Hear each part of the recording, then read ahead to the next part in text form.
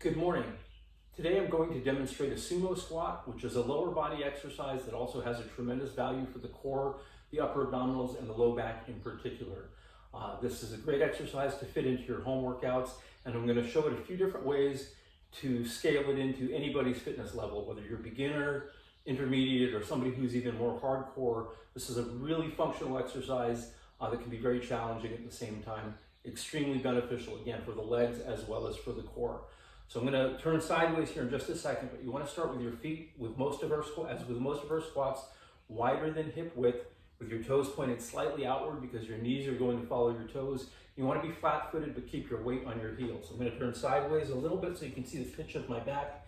And again, with my feet wider than hip width, I'm going to take my hands and point them together, or put them together and point them to the floor. There's no elbow bend here. You're going to push your arms almost to the floor. You want to keep your upper body or your shoulders as high up as possible, and slowly breathe in as you lower yourself down. And the goal is to work it to where you get your fingertips to the floor. Now, you might not be able to do that in the beginning, but with a little bit of time, for most people, you should be able to do this.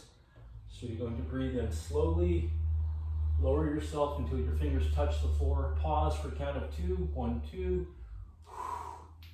Exhale and come back up. Now, to make it a little bit more challenging, if 10 of those is not challenging for you, you can take a dumbbell at home, a 5 or 8 or 10 pound dumbbell, and do the same thing. But what's going to happen is, because of the length of the dumbbell, you're going to reduce your range of motion. So you make it a little bit more challenging by having some added resistance, but you lose range of motion.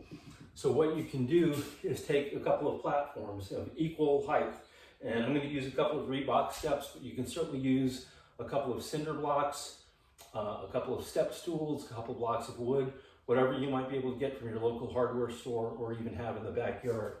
So bring these a little bit closer together, and now standing on a 6-inch step,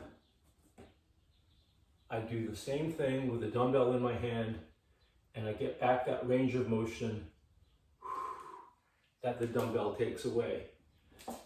For a more advanced fitness enthusiast, you can use higher platforms than even this because you're going to be using a larger dumbbell. I can build these up to 12 or I think 11 or 12 inches, but the same thing. So this is now working with a 15-pound dumbbell. Down slow, breathe in. Again, so I've run out of range of motion here, so I go to a bigger platform.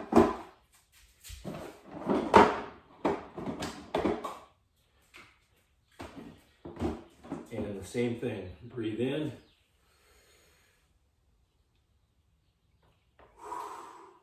Like so. So there's a way to do these for every fitness level. Again, a great exercise for your lower body. It also has a great core, upper abdominal, and lower abdominal or lower back element.